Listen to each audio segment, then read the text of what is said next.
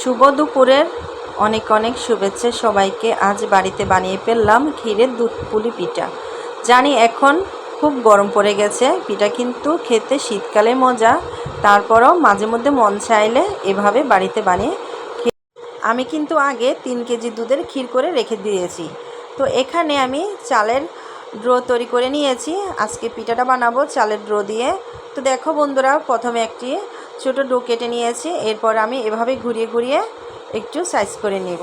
তার ভিতরে আমি ক্ষীর দিয়ে দিব।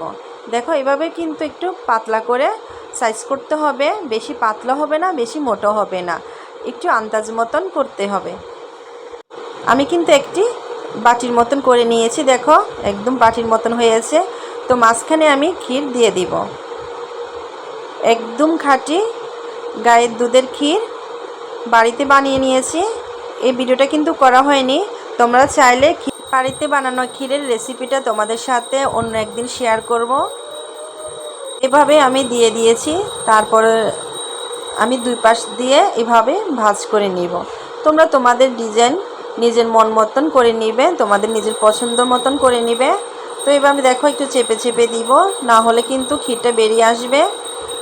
তো আমি এইভাবে সমস্ত পিঠাগুলো বানিয়ে নিয়েছি, যেভাবে সিদ্ধ করলে পিঠা বানানো যায় সেভাবে কিন্তু আমি বানিয়ে নিয়েছি, ভিতরে পুর দিয়েছি।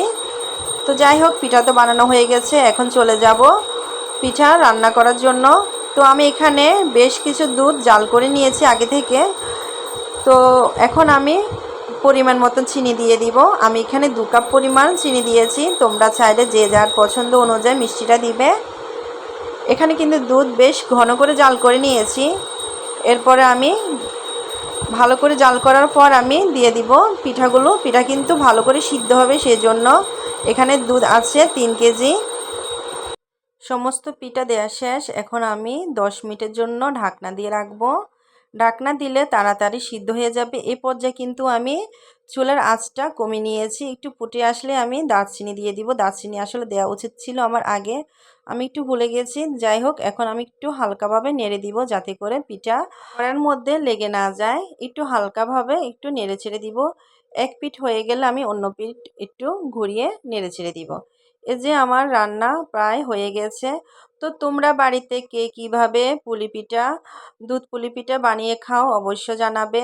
তোমাদের কাছে কেমন লাগে এই দুধ পুলি পিঠা তাও জানাবে। তো আজকের ভিডিও এ পর্যন্ত। সবাই ভালো থাকবে, সুস্থ থাকবে। দেখা হবে আরও একটি নতুন ভিডিওতে। এই যে দেখো বন্ধুরা, আমার পিঠা কিন্তু হয়ে গেছে, একদম লোভনীয় লাগছে, নামিয়ে নিয়েছি। তো তোমরা খেতে থাকো আর ভিডিও দেখতে থাকো। তোমাদের সাথে আমার আবারও দেখা হবে অন্য একটি নতুন। ধন্যবাদ সবাইকে, সবাই ভালো থাকবে, সুস্থ থাকবে।